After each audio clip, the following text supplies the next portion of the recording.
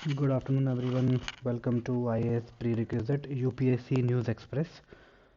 आज है डेट 16 फरवरी 2023। हम देखते हैं इंडियन एक्सप्रेस से कुछ इम्पोर्टेंट आर्टिकल्स हमारे यूपीएससी एग्ज़ाम्स के नज़रिए से। सबसे पहले पेज नंबर 13 पे साइंस एंड टेक्नोलॉजी के पर्सपेक्टिव से एक टर्म इन न्यूज़ है। टर्म है रॉश लिमिट। कंटेक्स्ट क्या है? एक डेंस रिंग देखी गई। ट्रांस नेपट्यूनियन ऑब्जेक्ट एक ड्वार्फ प्लैनेट है, उसको बोला गया है क्वाओर।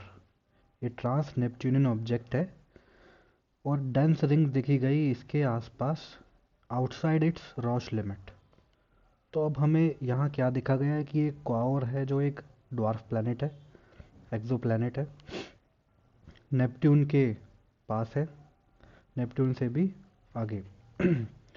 तो इसमें रॉश लिमिट को पढ़ना ज़रूरी हो गया है क्योंकि हम प्रीलिम्स में देख सकते हैं कि ऐसा क्वेश्चन आ जाए कि which of the following best defines the Roche limit, तो उसमें ABCD करके दे देंगे, वहाँ पे हमें ये ध्यान रखना पड़ेगा। थोड़ा सा आइडिया ले लेते हैं इसके बारे में कि क्या है। पहले इसको थ्योरेटिकली समझेंगे और फिर इसका एक डायग्राम देखेंगे। थ्योरेटिकली देखा जाए तो ये ग्रेविटी से रिलेटेड है। जो अर्थ की ग्रेविटी है वो अपनी सैटेलाइट को पुल करती है। अर्थ है, gravity pulls on the moon, जो कि अर्थ की सैटेलाइट है। अब ये जो ग्रेविटी होती है इसकी वजह से टाइडल फोर्स होती है। अब ये टाइडल फोर्स या तो मून को स्ट्रेच करती है या कंप्रेस करती है, जिससे मून छोटा बड़ा दिखता है। और ये जो मून की खुद की ग्रेविटी है जो टाइडल फोर्स को काउंटरैक्ट कर रही है, वो मून को इंटैक्ट रखती है। जैसे कि ये मून है, मून की अपनी खुद की ग्रेविटी है और ये अर्थ पुल कर रहा है मून को। तो जो बैलेंस है दोनों फोर्सेस के बीच में, ये मून को इंटैक्ट रखता है। जो काउंटर एक्ट करता है टाइडल फोर्स को, फोर्स इंटैक्ट रखता है मून को। अब अगर मून को अर्थ के क्लोज़र लाया जाए तो जो टाइडल फोर्स है वो ओवरकम कर जाएगी सैटेलाइट की खुद की ग्रेविटी को और उसको डिसइंटीग्रेट कर देगी। अब डिसइंटीग्रेट होने पे मून एक रिंग की तरह दिखेगा। तो ये जो रिंग है ये कब कितने डिस्टेंस पे बनेगी, कितना डिस्टेंस क्लोज़र लाया जाए सैटेलाइट को प्लैनेट से कि वो रिंग में डिसइंटीग्रेट हो जाए, उस मिनिमम डिस्टेंस को रॉश लिमिट कहते हैं। The minimum distance at which this happens is known as the Roche limit, named after the French astronomer Edward Roche who discovered the limit in 1848। Theoretically समझ लिया, अब diagrammatically समझ लेते हैं। ये अपना मेन प्लैनेट है, ये सैटेलाइट है। अब ये रॉश लिमिट है। यहाँ पे इसकी अर्थ मतलब इस प्लैनेट की फोर्स लग रही है, इसके अंदर इसकी ग्रेविटी खुद की है, तो यहाँ बैलेंस है। ये आगे चलता गया, पास ले आए, थोड़ा थोड़ा साइड होता गया, ये खुलता गया। ऐसा कौन सा डिस्टेंस है जो वहाँ इसको इतनी पास लाया जाए कि ये डिसइंटीग्रेट हो जाए और एक रिंग बन जाए, तो वो जो मिनिमम डिस्टेंस है उसको रॉश लिमिट कहते हैं। अब नेक्स्ट आर्टिकल देखते हैं पेज 14 पे। एनवायरनमेंट या क्लाइमेट चेंज के पर्सपेक्टिव से शोर अप द डिफेंसेस एक आर्टिकल है। कंटेक्स्ट क्या है? कल हमने एक आर्टिकल पढ़ा था कि वर्ल्ड मीटरोलॉजिकल ऑर्गेनाइजेशन की रिपोर्ट आई थी सी लेवल राइज के ऊपर। कैसे सी लेवल राइज होने से वर्ल्ड की कुछ मेजर सिटीज़ हैं, मेजर कंट्रीज़ हैं, उनमें रिस्क हो गया है। वहाँ हमने चैलेंजेस और इम्पैक्ट्स पढ़े थे। अब हम कुछ सॉल्यूशंस को देखते हैं कि उसको रोकने के कुछ सॉल्यूशंस क्या हो सकते हैं। एज एन इंट्रो इस हम टर्म को, इस डेटा को यूज़ कर सकते हैं कि more than 1 in 10 people in the world including those in the mega cities, जो मेगा सिटीज़ हमने कल पढ़ी थी, they could face severe turmoil even if global warming is miraculously limited to 1.5 degrees Celsius. तो ऐसा बताया गया है इस रिपोर्ट में कि एक से ज़्यादा लोग, 10 में से एक से ज़्यादा लोग जो इन शहरों में रहते हैं, अगर हमने 1.5 डिग्री तक भी टेम्परेचर को मेंटेन कर लिया तब भी उनका जो रिस्क है वो भारी रिस्क के अंदर आते हैं। क्या करना पड़ेगा इसके लिए? हमें प्रिपेयर करना है for massive social and economic dislocation through building resilience at several levels.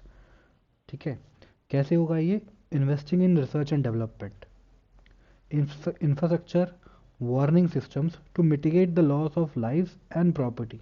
तो R&D में मतलब कि फाइनेंसेस लगाने होंगे वार्निंग सिस्टम क्रिएट करने पे या फिर कुछ ऐसा इंफ्रास्ट्रक्चर बनाने में जो कि लॉस है जो लाइफ्स और लाइवलीहुड्स का उसको मिटिगेट कर पाए।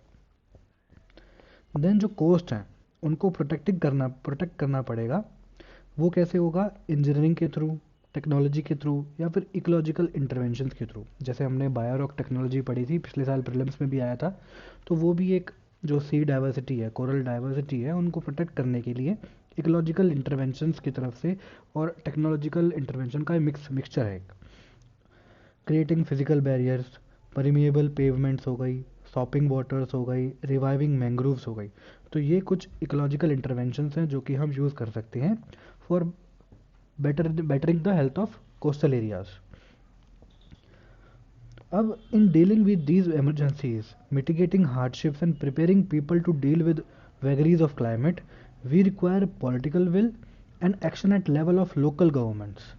मतलब गवर्नमेंट्स जो हैं वो जितनी भी टीयर 3 गवर्नमेंट जैसे इंडिया में है, तो हर लेवल पे गवर्नमेंट्स को अपना अपना काम करना पड़ेगा from the higher level to the lower levels. Local self government जो कि बेटर अवेयर है, ज़मीनी स्तर की जो सिचुएशन है उससे बेटर अवेयर है। लेकिन इंडिया में तो ये देखा गया है कि जो म्यूनसिपैलिटीज़ हैं, सिविक बॉडीज़ हैं, वो नॉर्मल टाइम्स में ही इतना स्ट्रगल करती हैं। 2 दिन की बारिश आ गई, सब कुछ लबालब भर जाता है, gutter overflow, sewage overflow Mumbai में हम देखते हैं। तो जब वो ऐसी सिचुएशंस में इतनी उनको मुश्किल होती है तो ये देखते बनता है कि वो इतनी बड़ी सिचुएशन को कैसे टैकल करेंगे। तो वहाँ पे उनकी रिजिलियंस, उनको इस तरीके से मोल्ड अप करना, इस तरीके से मॉडिफाई करना बहुत ज़रूरी बन जाता है लोकल लेवल के स्तर पे भी।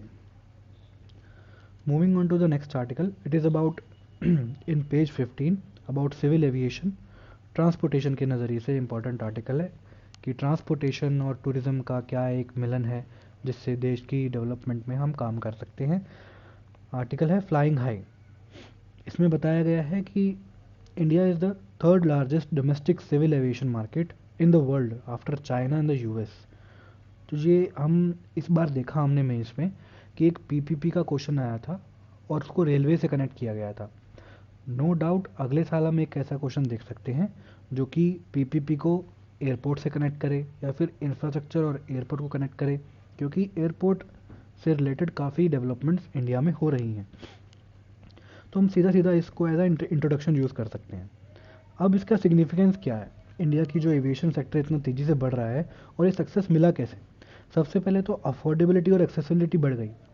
जो एक हवाई जहाज़ में उड़ना एक जो स्टेटस सिंबल माना जाता था, वो अब सिर्फ एलिटिस्ट लग्जरी नहीं मानी गई, बट एक नेसेसिटी सर्विस बन गई है। सबको एक्सेस है, सबको अफोर्डेबिलिटी है, सबको अवेलेबिलिटी है। कैसे हुआ ये? ये हुआ डेमोक्रेटाइजेशन ऑफ एयर ट्रैवल। बहुत सारे ऐसे आदमी इन पिछले सालों में, करोड़ से करोड़ अधिक आदमी ऐसे थे जो पहली बार फ्लाई कर रहे थे एयरप्लेन में। तो जो डेमोक्रेटाइजेशन हुआ है एयर ट्रैवल का, उससे इसकी बढ़ोतरी और इसकी वृद्धि हुई है। Then employment opportunities that it has created for engineers, train technicians, airline services staff etcetera. फिर बेटर पॉलिसी एक्शंस रहे हैं, जैसे कि उड़ान स्कीम रही है। फ्लाइट ऑपरेशंस जो हैं वो टियर 2 टियर 3 सिटीज़ तक पहुँचे हैं उड़ान स्कीम से।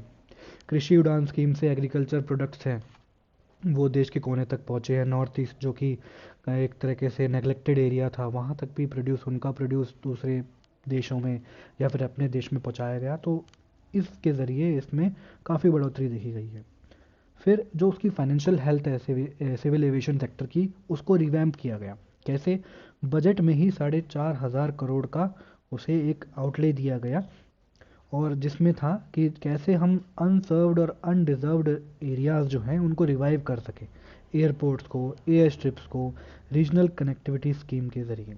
फिर बेटर एमआरओ का मतलब मेंटेनेंस, रिपेयर एंड ओवरहॉल। देखिए जो ऐसे कीवर्ड्स हैं ना, अगर आप इनको आंसर्स में यूज़ करते हैं तो आपका जो विजिबिलिटी है, जो आपके आंसर्स हैं, वो काफ़ी निखर के आते हैं और इवेलुएटर का एक ध्यान जाता है इन पे कि वो आपको ज़्यादा से ज़्यादा मार्क्स दे। तो बेटर एमआरओ फैसिलिटीज़ होने की वजह से भी इसमें काफ़ी बेटरमेंट आई है। बेटर एमआरओ क्यों किया गया? जीएसटी का रिडक्शन हुआ, 18 से 5% उसको रिड्यूस किया गया। फिर फुल इनपुट टैक्स क्रेडिट दिया गया। साथ ही साथ इंस्ट्रूमेंटल था ये rescuing Indians and foreign nationals during emergencies. इसलिए भी इंडियन सिविल एविएशन की जो क्या कह सकते हैं इसको डेवलपमेंट है, ये काफ़ी तेज़ी से बढ़ी कि इसने प्रोएक्टिवली इंडियंस और फॉरेन नेशनल्स को इमरजेंसी केसेस में रेस्क्यू करने का काम किया। अब आपका ये होमवर्क है, आप ये बताइए कि ऑपरेशन गंगा कब यूज़ हुआ था, किसके लिए, और वंदे भारत मिशन कब यूज़ हुआ था, मतलब किस किस इमरजेंसी के लिए ये यूज़ हुए थे, कमेंट बॉक्स में प्लीज़ मेंशन करिए। तो आज के कुछ इंपॉर्टेंट आर्टिकल्स थे। कमेंट बॉक्स में अपना फीडबैक ज़रूर देते रहिएगा। तो पढ़ते रहिए, आगे बढ़ते रहिए। Thank you very much.